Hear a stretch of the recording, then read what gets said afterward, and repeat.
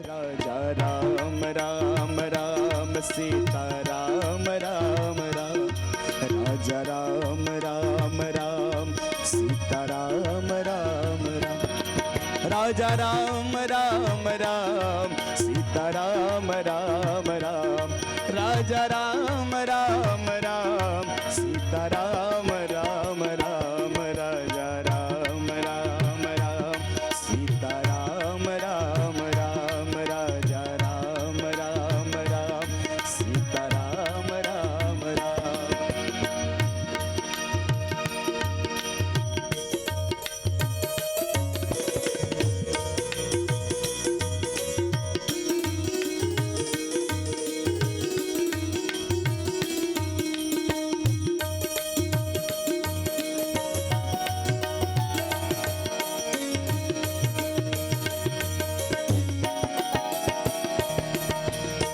श्री गुरु चरण सरोज रज,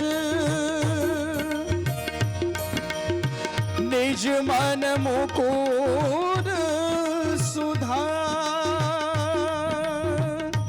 बरनौ रघुवर विमल जसु, जोदायक फल चारि,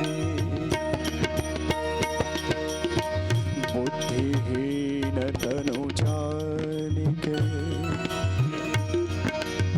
सुमिरो पवन कुमार,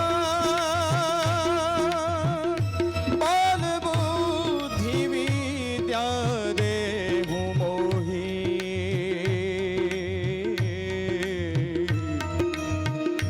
हरहु कलेश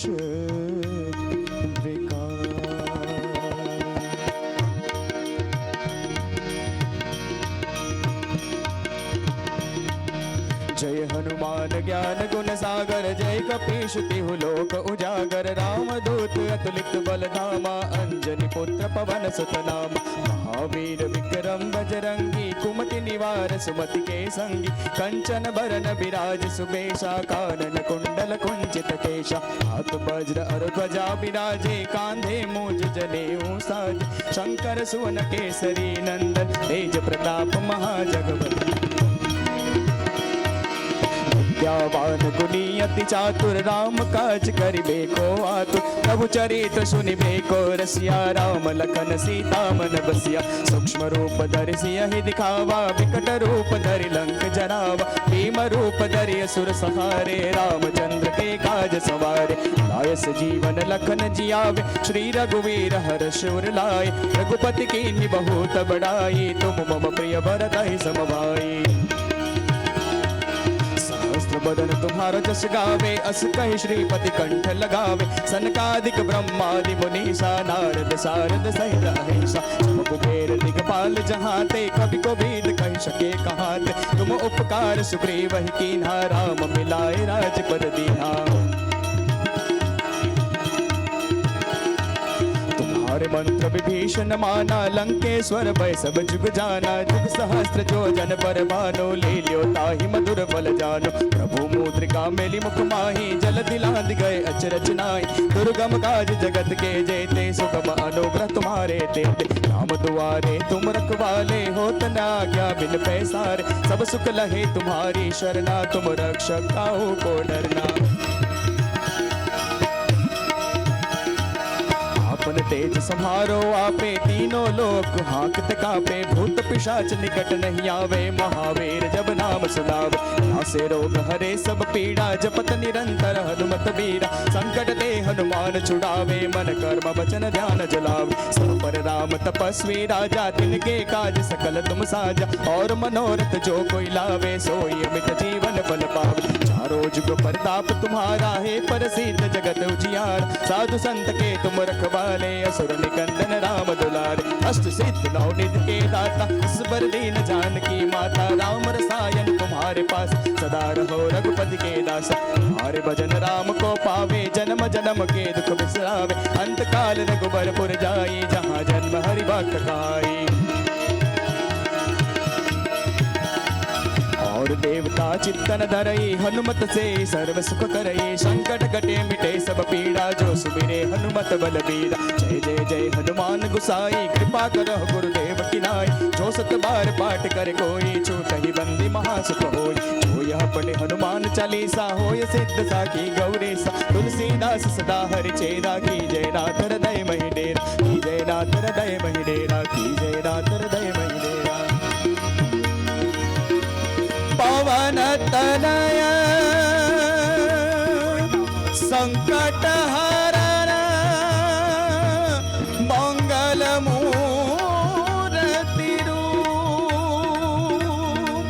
राम लखन सीता सहित हृदय बसहु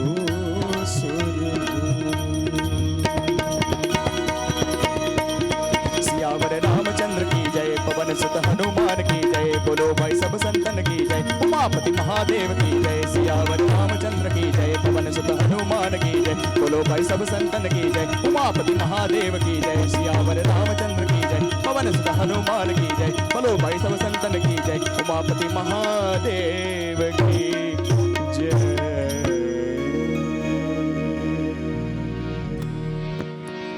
रामचंद्र भगवाननी जय पवन पुत्र हनुमान जी महाराजनी जय।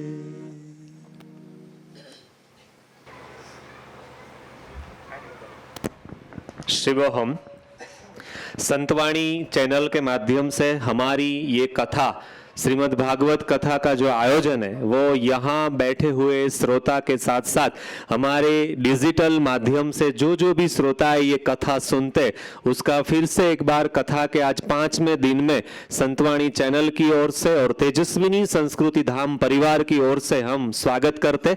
कथा के दौर में आगे बढ़ने से पहले आज के दिन फिर से एक बार हम दीप प्रागट्य करके कथा के दौर में आगे बढ़ेंगे। मैं विनती करता हूँ हमारे सूरत से आए हुए मेहमान विजय भाई जो हमारे आश्रम के सेवक रहे हैं, आश्रम में सहयोगी कई बार हो चुके हैं, वैसे विजय भाई आप यहाँ आगे की ओर आइए और दीप प्रागट्य विधि में सहभागी होइए। उसके साथ साथ उसके पिता श्री भाणजी दादा हमारे बीच उपस्थित है, वो भी आइए और उसके साथ गोवर्धन भाई सूरत से आए, तो आप तीनों यहाँ आगे आइए और दीप प्रागट्य करके आज की कथा का प्रारंभ करें और कथा की दौर में आगे बढ़े। उसके साथ साथ हमारे आश्रम के ट्रस्टी एवं साधक सेवक धनसुख भाई भी दीप प्रागट्य में जुड़ेंगे। सूरत से आए हुए मेहमान विजय भाई चौवटिया, उसके साथ साथ उसके पिता श्री भाणजी दादा और गोवर्धन भाई सब मिलकर दीप प्रागट्य करें।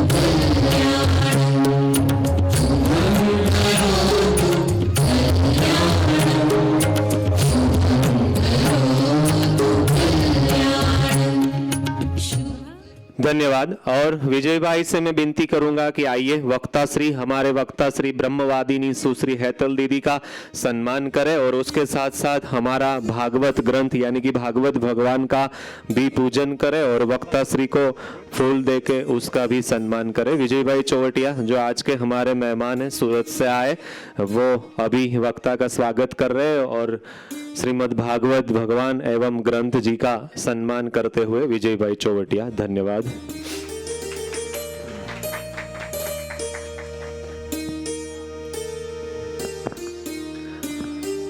दंडकारण्य की जल्दी से बेटा प्लीज। वैदेही आश्रम की ये छोटी छोटी बच्चियां हमारे यहाँ रोज कथा सुनने को आती है यशोदा दीदी के साथ, उसको भी हम यहाँ स्वागत करते। धन्यवाद। दंडकारण्य की इस पावन भूमि में फिर से एक बार कथा के 5वें दिन में जब आज हम मिले हैं तब फिर से एक बार संत वाणी के श्रोता को हम यहाँ उसका स्वागत करते और संत वाणी चैनल के माध्यम से यहाँ से जो प्रसारण होता है और सभी श्रोताएं अपने घर बैठे कथा एवं ध्यान शिविर का जो लाभ ले रहे उसका फिर से हम एक बार धन्यवाद भी करते हैं।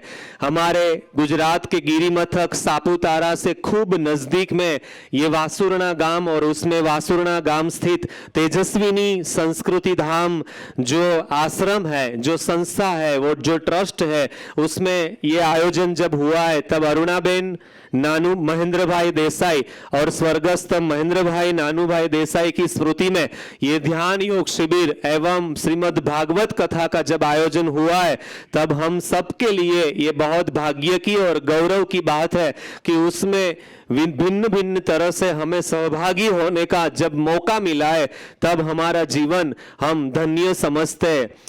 आज के 5वें दिन की कथा की ओर आगे बढ़ने से पहले मैं इस संस्था का परिचय आप सबके साथ कराना चाहता हूँ।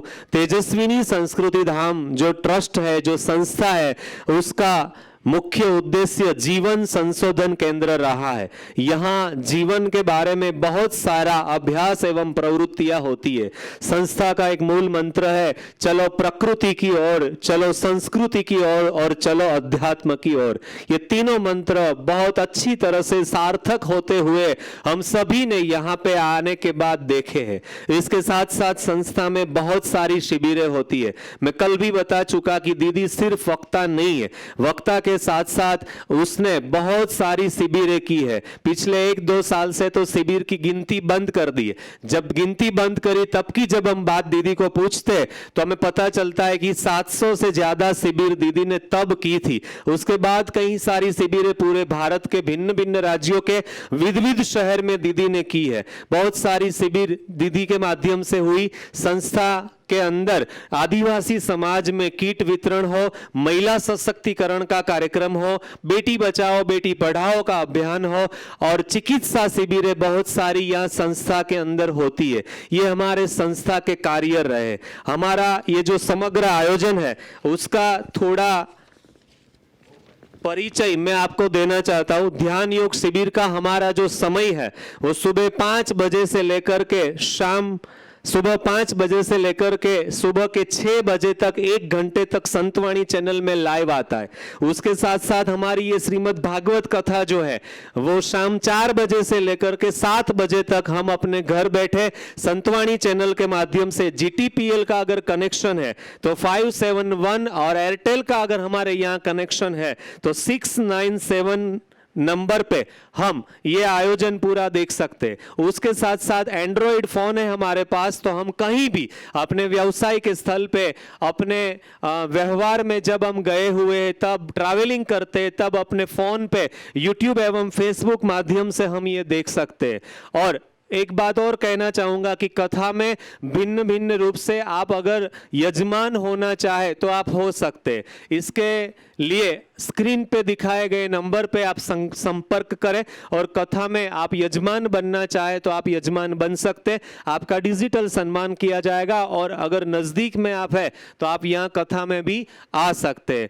कल के दिन दीदी ने हमें बहुत सारी बातें बताई। वो बहुत सारी बातें सुनते सुनते हमारा ये अनुभव रहा कि कथा के बहुत सारे प्रसंग हमारे जीवन में कैसे उपयोगी हो सके, कथा का अनुकरण हमारे जीवन में कैसे किए जाए। बहुत सारी बातें हमने सुनी है, लेकिन थोड़ी बातें जो मुझे पसंद आई, जो मैंने कथा सुनते सुनते नोट में लिखा, उसमें से थोड़ी बात मैं आपके साथ शेयर करना चाहता हूं और बाद में दीदी से हम फिर से एक बार विनती करें कि कथा के दौर में हमें ले जाए। दीदी हमें कथा में आने वाले प्रसंग और घटना में इतनी अच्छी तरह से अंदर प्रवेश कराते और जब बाहर लेके आते तब हमें पता चलता है कि हमें पता ही नहीं चलता कि कितनी सारी बातें हमने जीवन में उतारने का संकल्प ले लिया। कल के दिन दीदी ने हमने धर्म क्या है और अध्यात्म क्या है उसकी बहुत अच्छी तरह से व्याख्या सुनाई। उसका तरीका दीदी का सुनाने का, दीदी का बताने का जो पद्धति है वो पद्धति इतना अच्छा हमें लगता है कि सामान्य से सामान्य व्यक्ति को लेकर के बहुत सारा बौद्धिक लेवल जो प्रबुद्ध का व्यक्ति का होता है, वो सभी तरह के वर्ग के व्यक्ति को ये बात समझ में आवे, ऐसा तरीका दीदी का हमेशा रहा है। दीदी ने हमें बताया कि सत्य क्या है, क्या होता है सत्य। सत्य के बारे में जब हम सोचने बैठे तब बहुत सारे तर्क वितर्क होने के बावजूद भी हम नक्की नहीं कर पाते, हम तय नहीं कर पाते कि सत्य एग्जैक्ट क्या होता है। दीदी ने हमें बहुत अच्छी तरह से बताया कि सत्य क्या है, पिता क्या होते हैं, पिता की ओर हमारा नजरिया क्या होना चाहिए, पिता के लिए हमें क्या करना चाहिए, हमारी क्या फर्ज होनी चाहिए, हमारा कर्तव्य क्या होना चाहिए, वैसे गुरु के प्रति हमारा कर्तव्य क्या होना चाहिए। ऐसी बहुत बड़ी बड़ी बातें इस तरह से बताई कि वो बातें हमें खूब समझ में आए और हमें वो बातें प्रिय लगे। दीदी ने हमें बहुत सारे ऐसे व्याख्या करके बताई, उसमें एकादशी के बारे में जब दीदी ने बताया तब हमें पता चला कि एकादशी में से भगवान को तो हमने बहुत दूर रख दिया।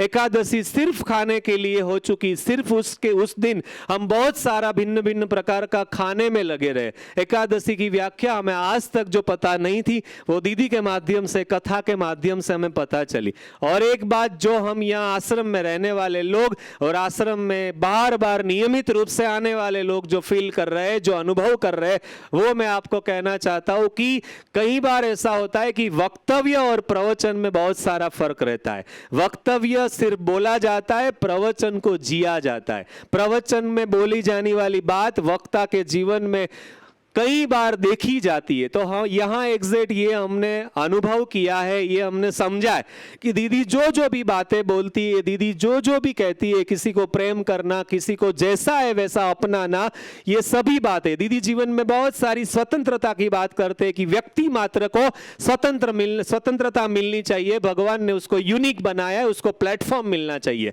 और उसका जीवन का विकास होना चाहिए। तो यहाँ आश्रम में बड़े से बड़े ट्रस्टी से लेकर के छोटी सी छोटी जिम्मेदारी निभाने वाला साधक या तो सेवक या तो ट्रस्टी ने, हमने सब ने अनुभव किया है कि दीदी के जीवन में जब हम भिन्न भिन्न तरह से देखते हैं तो हमें पता चलता है कि दीदी जो जो भी बोलते हैं वो उसके जीवन में हमने प्रैक्टिकल अनुकरण देखा है। बहुत सारी बातें और हमें जानने को आज मिलने वाली है।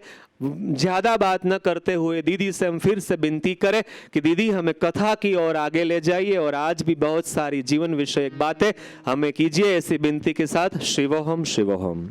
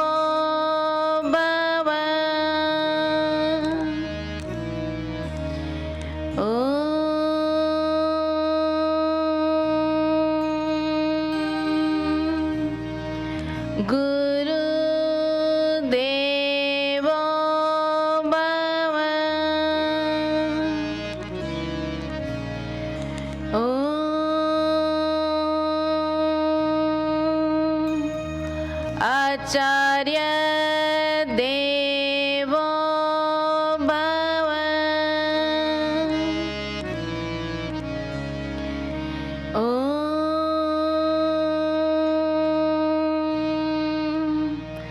अतिथि देवो भव।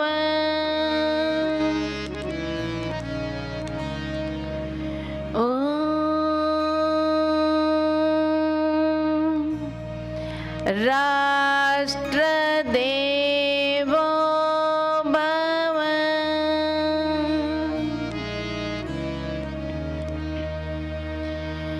सदा शिव समारंभा।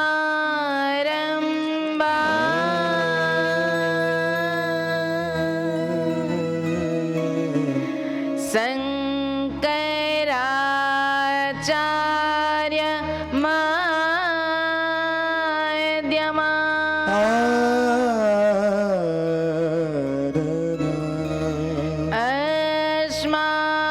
अस्मदाचार्य पर्यन्ता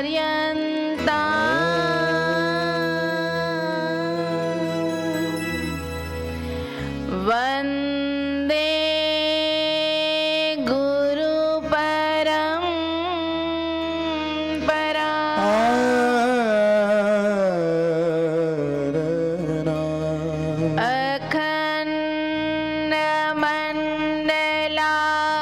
अखण्डमण्डलाकारम् व्याप्तं येन चराचरम्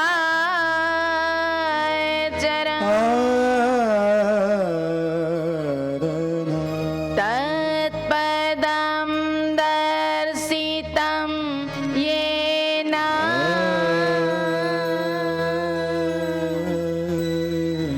तस्मै श्रीगुरुवे नमः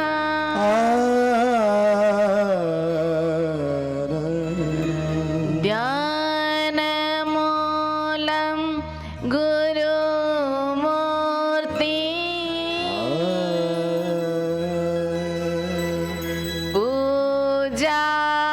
पूजामूलं गुरुपदम्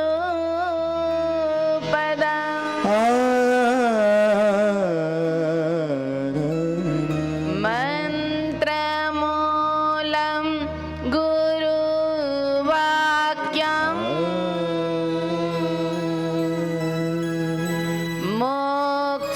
मोक्षमूलं गुरुकृपा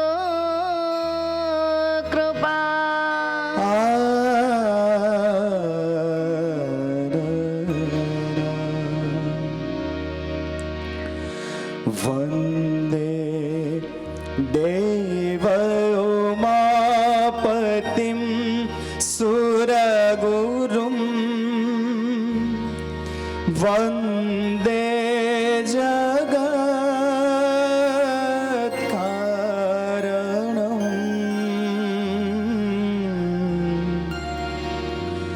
वन्दे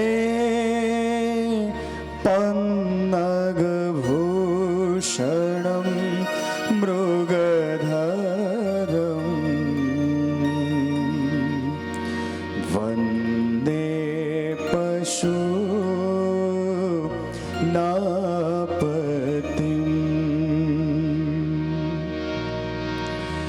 वन्दे सूर्यशशाङ्कवहनि नयनम् वन्दे मुकुन्दं प्रियम्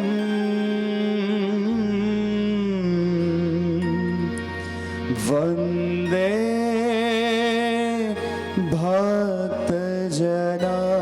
भक्तजनाश्रयं च वरदम् वन्दे शिवं शङ्करम्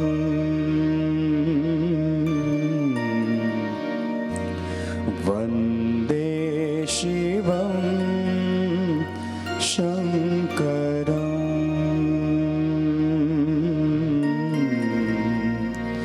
वन्दे शिवं शङ्करम्।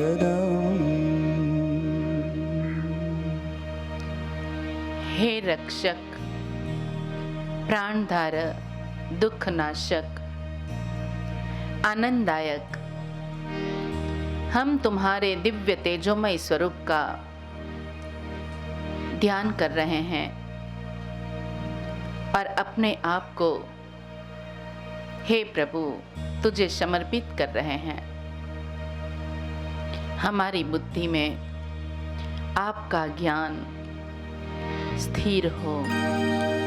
ॐ गं गणपतये नमो नमः सिद्धिविनायक नमो नमः अष्टविनायक सिद्धिविनायक नमो नमः मंगलमूर्ति मोरया ओम गं गणपतये नमो नमः सिद्धिविनायक नमो नमः अष्टविनायक नमो नमः गणपति बाप्पा मोरया ओम गं गणपतये नमो नमः सिद्धिविनायक नमो नमः अष्टविनायक नमो नमः गणपति बाप्पा मोरया।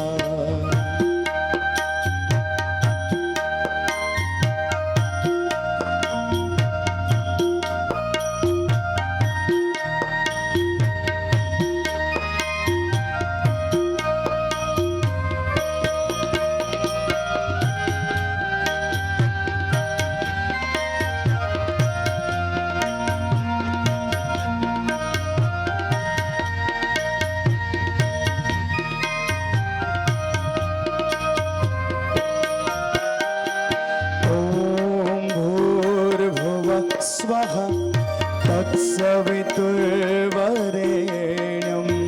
भर्गो देवस्य धीमहि धियो यो नः प्रचोदयात् ॐ भूर्भुवः स्वः तत्सवितुर्वरेण्यं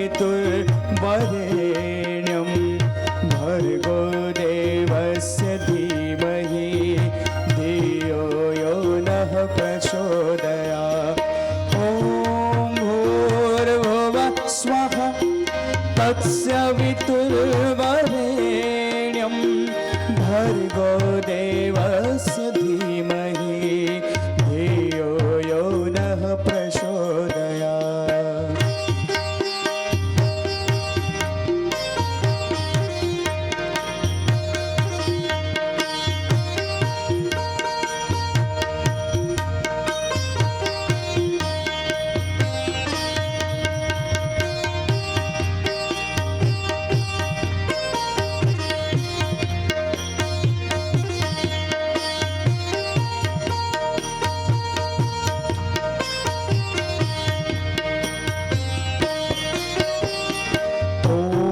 साई नमो नमः शिव साई नमो नमः जय जय साई नमो नमः सद्गुरु साई नमो नमः ओम साई नमो नमः शिव साई नमो नमः जय जय साई कृष्णः शरणं मम श्रीकृष्णः शरणं मम श्रीकृष्णः शरणं मम बोलो श्रीकृष्णः शरणं मम।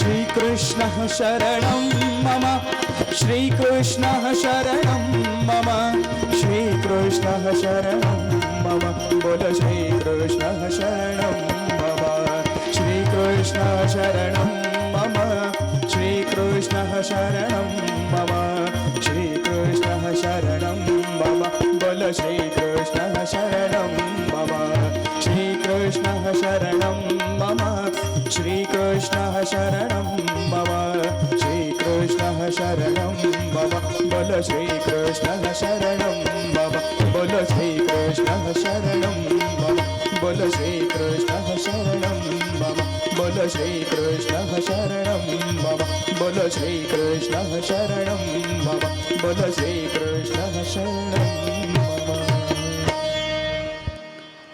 कृष्ण कन्हैया लाल की जय रामचंद्र भगवान नी जय पवन पुत्र हनुमान जी महाराज नी जय बोलो नमः पार्वती पते हर हर महादेव।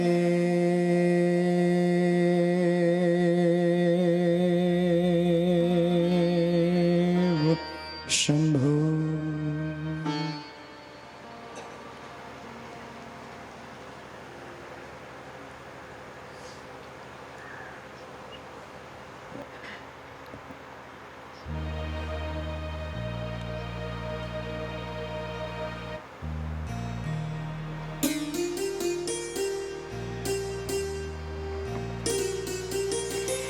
जीव, जगत, जगदीश, यथा पिंडे तथा ब्रह्मांडे, यथा ब्रह्मांडे तथा पिंडे।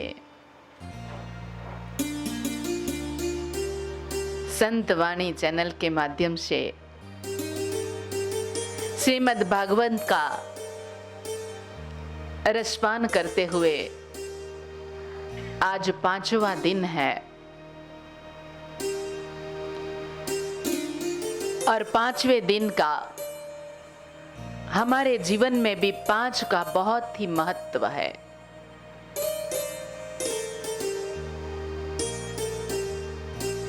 भौतिक जीवन में तो बहुत कुछ पढ़ना पड़ता है, तब जाके लोग हमें कहते हैं ज्ञान लीला में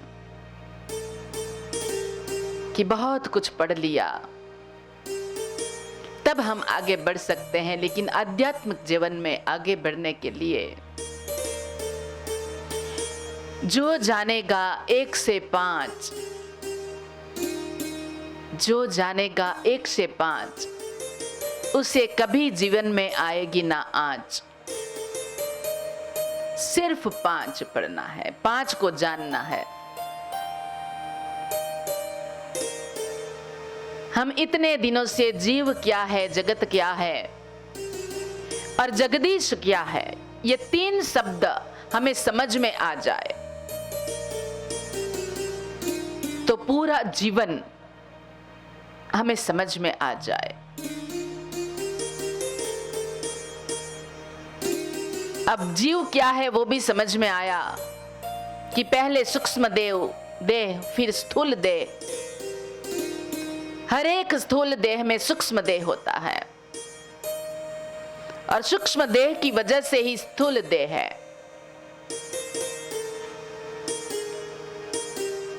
ये वनस्पति सृष्टि हो, प्राणी सृष्टि हो या मानव सृष्टि हो,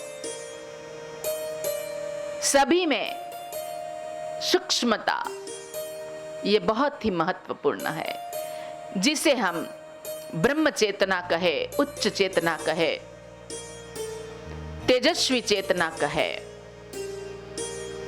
योग चेतना कहे या परम तत्व कहे, कुछ भी बोले, लेकिन हमारे अंदर कुछ ऐसा दिया प्रभु ने प्रकट किया है जिसके माध्यम से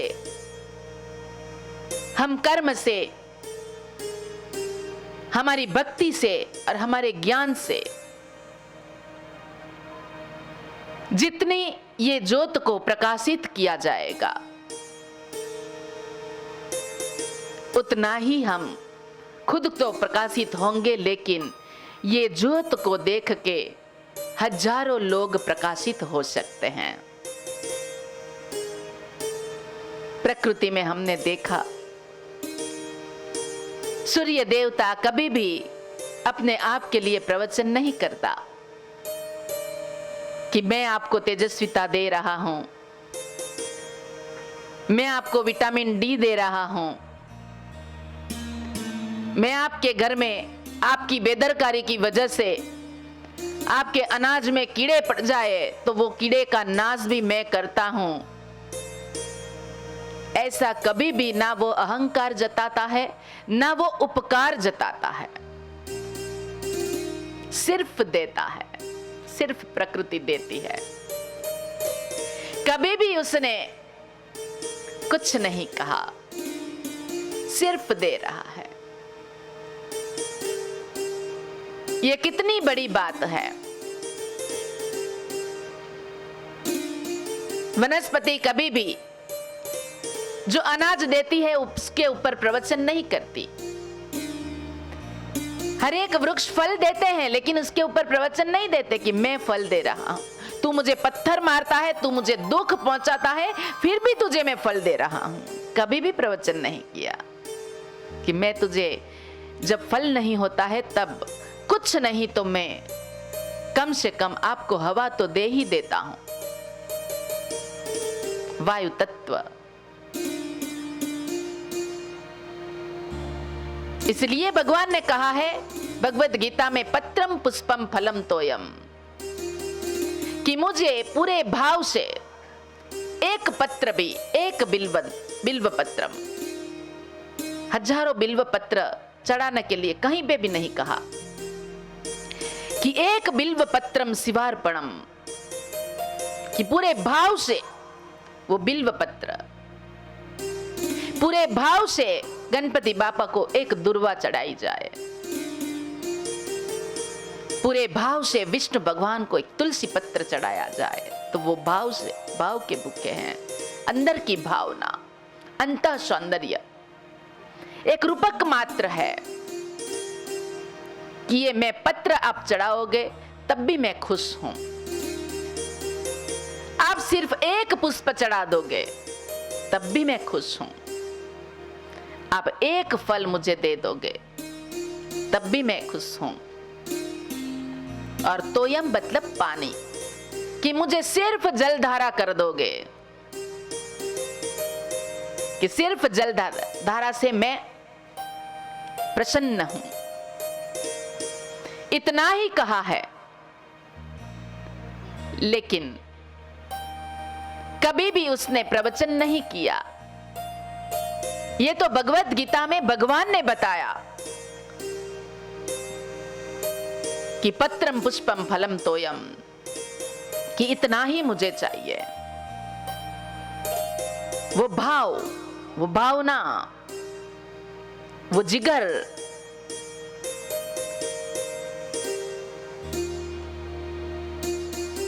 कभी भी बड़े बड़े बरगद के पेड़ कभी नहीं कहते कि मैं आपको छाया देता हूं, लेकिन हम उसकी व्यवस्था में जब फ्री हो जाते हैं तो उसकी व्यवस्था में हम शंका करते हैं।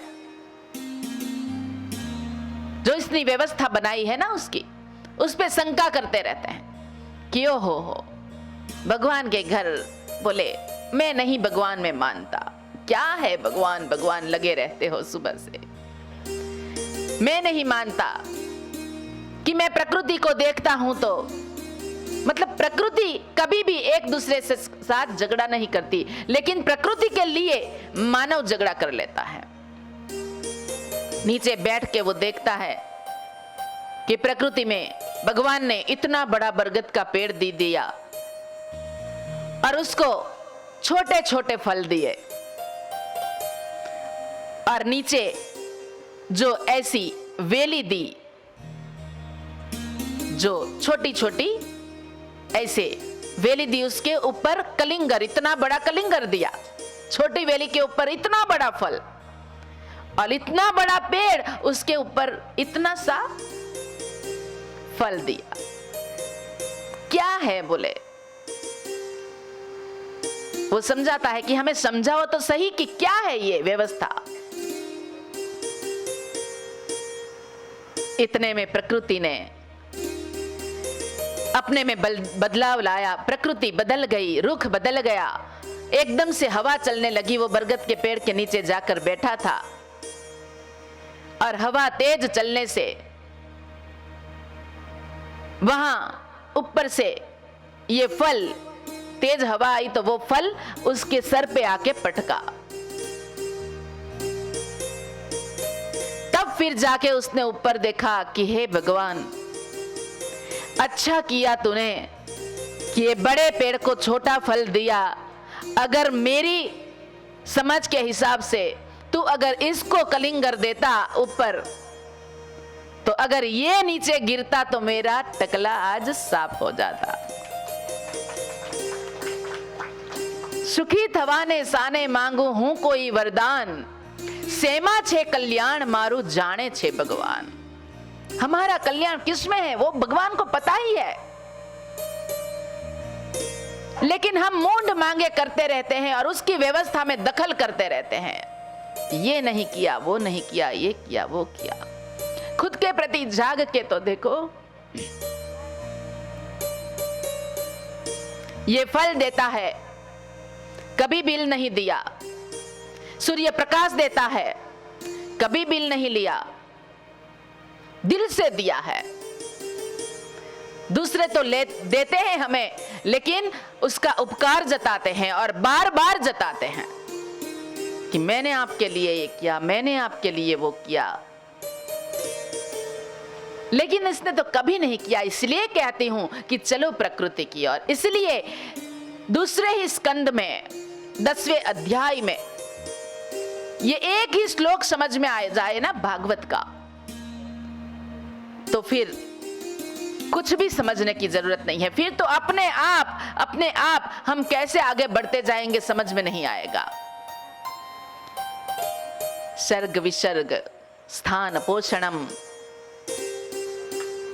उति लीला, 10 विषय जो बताए हैं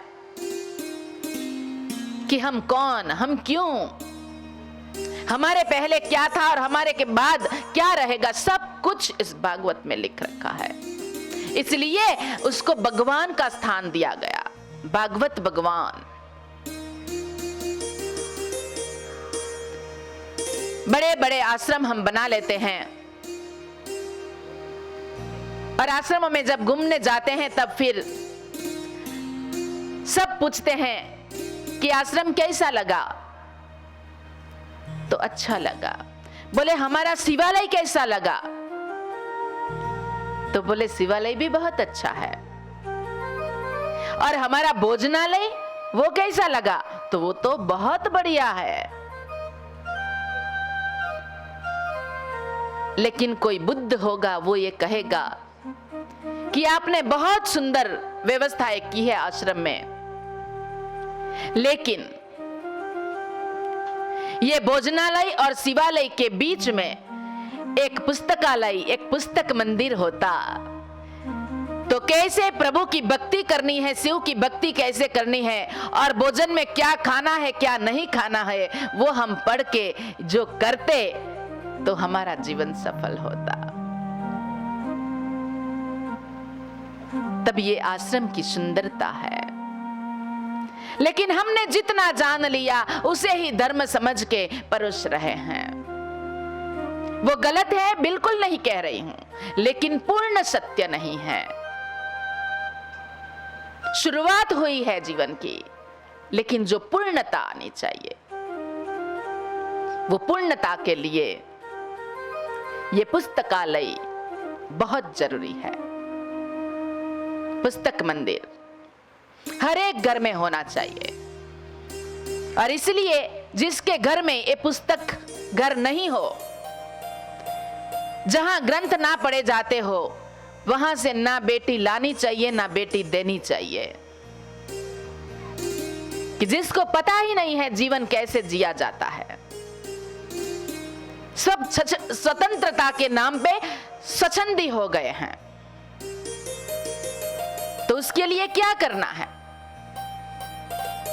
तो जीवन का मूल सत्य समझना है। आज 5वां दिन है यथा पिंडे तथा ब्रह्मांडे, कि ये पिंड, एक एक मनुष्य का पिंड 5 तत्व का बना है और ये पूरा ब्रह्मांड भी 5 तत्व का बना है। जब हमारा जन्म होता है तब हमारा वजन 2.5 से 3 किलो का होता है, और जब हमारा मृत्यु होता है तब जब हमें जलाकर राख कर दिया जाता है, तब वो राख का अगर वजन कर लिया जाए तो वो भी 2.5 से 3 किलो ही होती है। और इसलिए हम कहते हैं कि मेरे परम पूज्य पिताश्री का पंच तत्व में विलीन हो गया, कि वो पंच तत्व में विलीन हो गए। जो भी, मतलब मैं दृष्टांत कह रही हूं कि जो हमारे स्वजन जाते हैं उसके लिए ऐसा बोलते हैं कि पंच तत्व से बना शरीर पंच तत्व में विलीन हो गया। मटके को पूछेंगे कि आप इतना ठंडा क्यों रहता है और लोगों को ठंडा पानी क्यों पाता है? तो बोले मेरा भूतकाल भी मुझे पता है और मेरा भविष्यकाल भी मुझे पता है कि मेरा भूतकाल भी मिट्टी है और मेरा भविष्य भी मिट्टी ही है।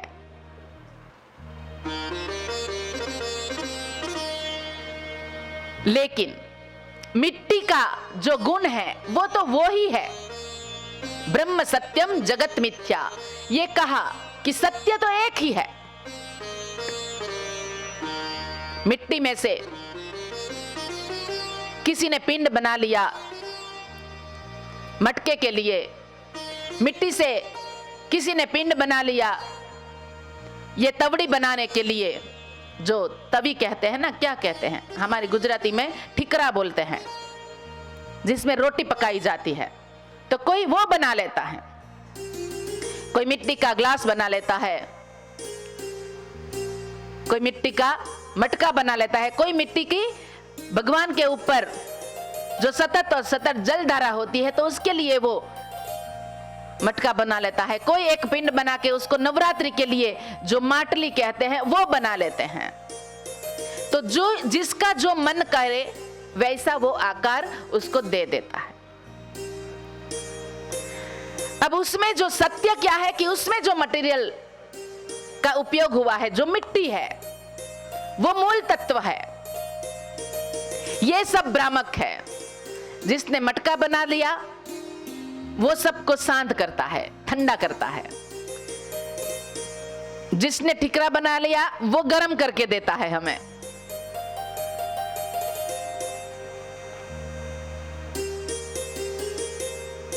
जैसे कि सुवर्ण सत्य है, सुवर्ण सत्य है कि गोल्ड की बिस्किट ऐसे कहते हैं ना कि वो सत्य है, मूल सत्य वो है। लेकिन किसी ने मंगलसूत्र बनवा लिया, किसी ने हार बनवा लिया नवलखा, किसी ने रिंग बनवा ली, किसी ने इयररिंग्स बना ली, लेकिन मूल सत्य तो क्या है? अग्नि तत्व लकड़ी, ये मूल सत्य लकड़ा है। किसी ने कुर्सी बना ली, किसी ने टेबल बना लिया, किसी ने झूला बना लिया, किसी ने फर्नीचर बना लिया, लेकिन मूल सत्य क्या है? एक लकड़ी है। वो मूल सत्य हमें समझ में आ जाए कि हमारा मूल सत्य क्या है, कि हम इंजीनियर बन गए, डॉक्टर बन गए, संत बन गए, महंत बन गए, महामंडलेश्वर बन गए, पप्पू ददू बन गए, परम पूज्य धर्म धुरंधर पिता बन गए, बिजनेसमैन बन गए, जो भी बनना था बन गए, लेकिन मूल सत्य क्या है? अंदर का जो सत्य है, उच्च चेतना, कि ये सब कब है?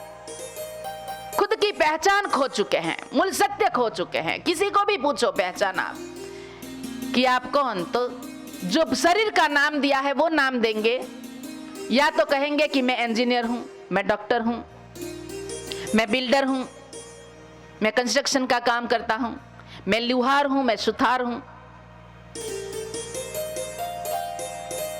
लेकिन जो मूल स्वरूप है कि मैं शुद्ध आत्मा हूं, मैं विशुद्ध आत्मा हूं, कोई नहीं कहता। कि जो मूल सत्य है, जो नहीं दिख रहा है वो सत्य है, और जो दिख रहा है वो सब कुछ मिथ्या है, वो समझ में आ जाए कि मैं नहीं था तब भी ये ब्रह्मांड था ही, और नहीं रहूंगा तब भी ये ब्रह्मांड रहने ही वाला है। तो मैं क्रूप ब्रह्म में फंसा हूं कि मेरी वजह से मेरा घर चल रहा है, मेरी वजह से ये 10 लोगों को मैं सहारा दे रहा हूं, मेरी वजह से सरपंच सोचता है कि मैं गांव चला रहा हूं, किसी को लगता है कि मैं, जो ऐसा मानता है ना कि मैं चला रहा हूं, तो वो सबके बैरी बन जाता है। जे गांव चलावे गांव नो वेरी, जे घर चलावे घर नो वेरी, और जो जगत चलाए एक जगत का बैरी बन जाता है। क्यों? क्योंकि एक ही समय पे सबको चाहिए। कुम्हार की बेटी प्रभु के पास मांग करेगी कि हे प्रभु, मेरे पापा ने इतने सारे मटके बना लिए हैं तो तू अभी बारिश 1 महीना लेट करना, नहीं तो मेरे पापा की सारी कमाई सारी मेहनत धूल धानी हो जाएगी। और उसी टाइम पे किसान की बेटी भगवान के पास मांग करती होगी कि हे प्रभु तू जल्दी बारिश देना, क्योंकि हमने बीज बो दिए हैं, अगर नहीं है तो पाक में नुकसान हो जाएगा। तो उसके पास से एक साथ कितने विरोधाभास मांगने वाले हैं, लेकिन क्या करना है वो उसको पता है। हम हमारा लय तोड़ देते हैं। हर एक जीव लयबद्धता से चलता है। जैसे ये लोग संगीत गा रहे हैं, साईं स्वरम ग्रुप, जिग्नेश भाई का पूरा ग्रुप है, वो भी जो लयबद्धता से अगर चलता हो, आप हनुमान चालीसा से लेके 7 बजे तक आप सुनते रहते हो कि अगर वो लयबद्धता से चले तो आपको अच्छा लगता है ना सुनना। संगीत भी अगर लयबद्धता से चले तो अच्छा लगता है। जैसा लय टूटा तो प्रलय हुआ। नवरात्रि आ रही है, नवरात्रि में गरबा गाते हैं तो अगर तालबद्धता से अगर यहां बाजिंत्र बज रहे हैं तब हमें नाचने का दौड़िया करने का आनंद आता है। लेकिन कभी फास्ट कभी धीरे कभी ऐसे ताल टूटता रहता है तो आप खड़े हो जाओगे कि मजा नहीं आ रही। तो अगर संगीत की वजह से हमारी मजा खो जाती है तो ये पिंड से लेके ब्रह्मांड तक सारा कुछ लयबद्धता से चलना चाहिए।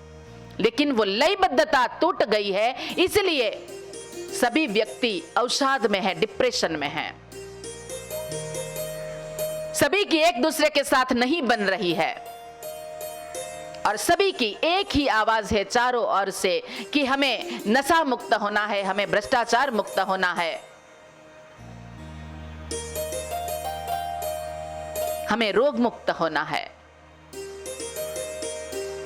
ये सारी समस्या सबको लग रही है। क्यों? क्योंकि जीवन की लयबद्धता खो चुके हैं।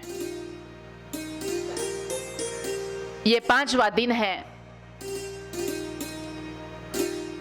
हमारे धनसुख भाई और हरि भाई ने बताया कि दीदी इतने फोन आ रहे हैं। चंडीगढ़ से फोन आया, महाराष्ट्र नागपुर से फोन आया, राजस्थान से फोन आया। हमारे नितिन भाई और किशन भाई ने भी बताया कि दीदी बहुत लोगों के आपके बारे में जानने के लिए फोन आ रहे हैं। तो वो उन लोगों को अच्छा लग रहा है इसलिए फोन आ रहा है। और कई फोन ऐसे भी आ रहे हैं कि दीदी जो कह रहे हैं कि हम भी चाहते हैं कि ऐसा कुटुंब हो जाना चाहिए, संवादी कुटुंब होना चाहिए, हमारा भी धन्य गृहस्थ आश्रम होना चाहिए, लेकिन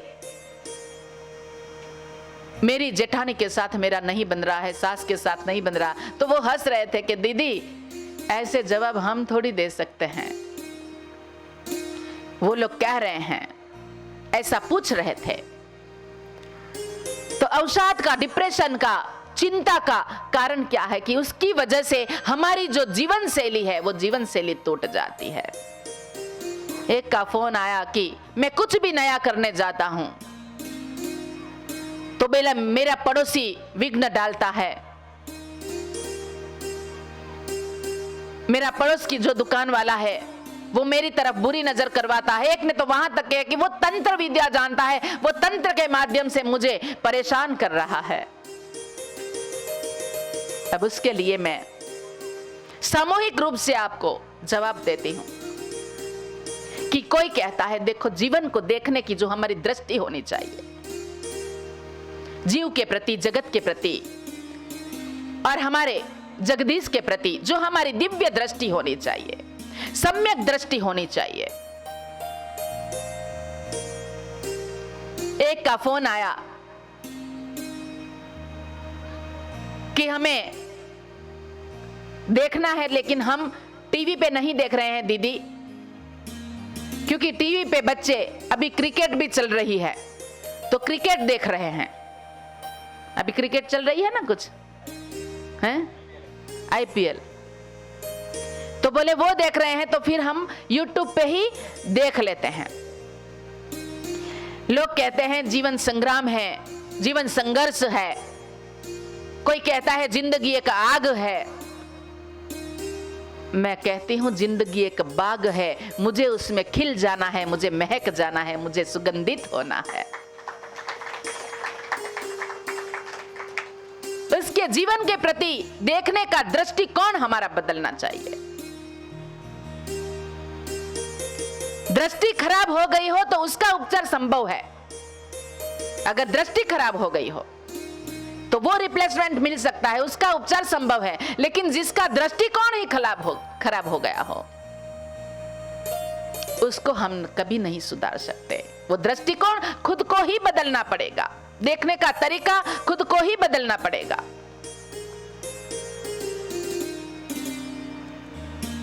कोई कहता है जीवन एक क्रिकेट है, मैं क्रिकेट के साथ कि अगर बच्चे को हम ये समझा पाए, इसमें विवाद हो गया होगा फिर बच्चों का और माता पिता का कि हमें ये देखना है, और फिर ये विवाद हुआ, उसका मतलब क्या हुआ कि लय टूटा वहां। बच्चे बच्चे के हिसाब से, माता पिता उसके हिसाब से। तो जीवन को आप जो भी कुछ कर रहे हो उसके साथ जीवन को जोड़ के